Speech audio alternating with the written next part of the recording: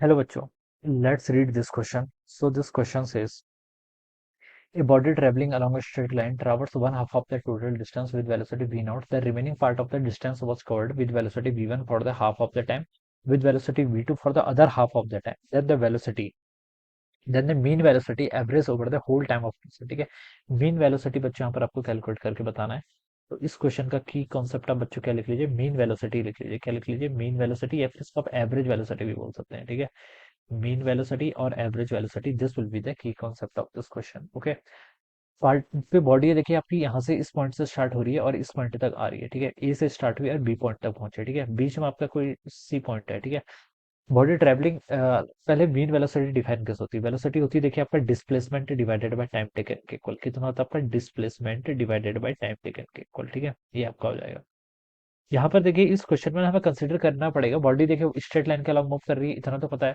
हमें ये कंसिडर करना पड़ेगा कि बॉडी की वेलोसिटी की डायरेक्शन चेंज नहीं हो रही है, मतलब वो सेम, उसकी जो स्पीड तो चेंज हो रही है लेकिन वेलोसिटी, मतलब डायरेक्शन ऑफ मोशन जो है वो चेंज नहीं होगी। ठीक है, ये हमें यहाँ पर कंसिडर करना पड़ेगा, क्योंकि वेलोसिटी चेंज होगी तो स्पीड तो ऑब्वियसली चेंज होगी, इसका मतलब। ठीक है, तो body travelling along straight line traverse one half of the total distance with velocity v naught. ठीक है, मान लीजिए देखिए ना, पहले ये ए से सी तक गई, यहाँ पर आपका टाइम टी वन लगा है, फिर सी से बी तक गई, यहाँ पर इसको टाइम कितना लगा आपका? टी टू के इक्वल लगा। ठीक है, तो टोटल टाइम टेकन कितना हो जाएगा इसका? T one plus t two के इक्वल।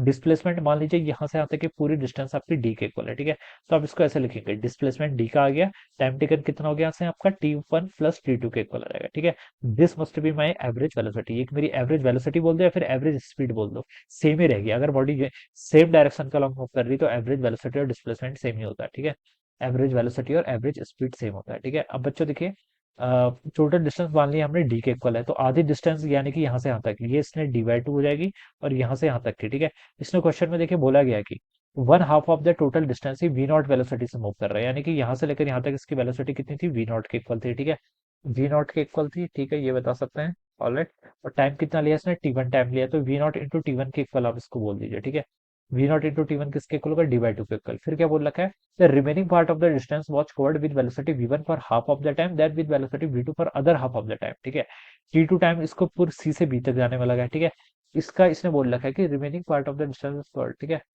ऑलराइट, तो यहाँ पर इसकी स्पीड कितनी थी? v1, और ये t2 बाई टू के इक्वल आ जाएगा। ठीक है, और यहाँ पर कितनी है? v2 स्पीड से रिमेनिंग हाफ बोल रखा है, और t2 बाई टी के इक्वल। ठीक है, और t1 प्लस t2 किसके? टोटल टाइम टेकन के इक्वल है। ठीक है, ये आ जाएगा यहाँ से। ठीक है, अब बच्चों देखिए, अब आप यहाँ से क्या लिख सकते हैं?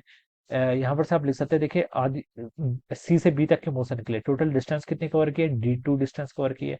v1 times t2 by two के इक्वल आएगा, प्लस यहाँ से v2 times t2 by two के इक्वल आएगा, ये वैल्यू हो जाएगी। ठीक है, तो यहाँ से डी को आप क्या लिख सकते हैं? V one T two plus आपका V two times T two. ठीक है, तो टी टू यानी कि मुझे टाइम चाहिए था, टाइम मुझे मिल गया, कितना होगा? D divided by v one plus v two के इक्वल। ठीक है, तो आपने टाइम तो बच्चों कैलकुलेट कर लिया। ठीक है, और फर्स्ट हाफ के लिए टी वन देखिए कितना होगा? टी वन तो आप इजीली निकाल सकते हैं, टाइम किसके इक्वल होता है? फर्स्ट हाफ में टोटल, देखिए टाइम को यहाँ से क्या लिख सकते हैं? इसी फॉर्मूले से मैं लिख सकता हूँ, टाइम किसके इक्वल हो जाएगा आपका? डिस्प्लेसमेंट डिवाइडेड बाय वेलोसिटी के ऊपर। तो ए से सी तक के मोशन के लिए कितना डिस्प्लेसमेंट हुआ? डी बाई टू के equal divided by velocity, velocity कितनी थी? V naught. ठीक है, तो ये हो जाएगा। ठीक है, तो देखिए टोटल डिस्टेंस आपकी डी के इक्वल है, टी वन की वैल्यू यहाँ से कितने लिख सकते हैं? D divided by two times v naught के इक्वल प्लस टी टू कितना होगा?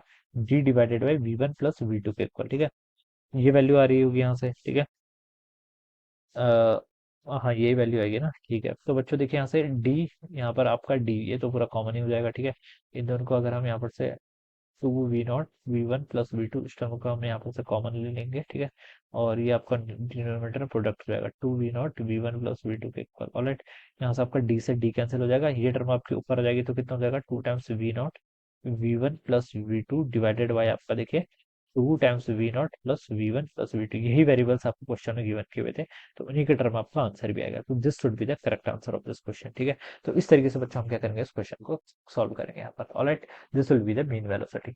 So I hope you all understood this concept. All the best and thank you so much.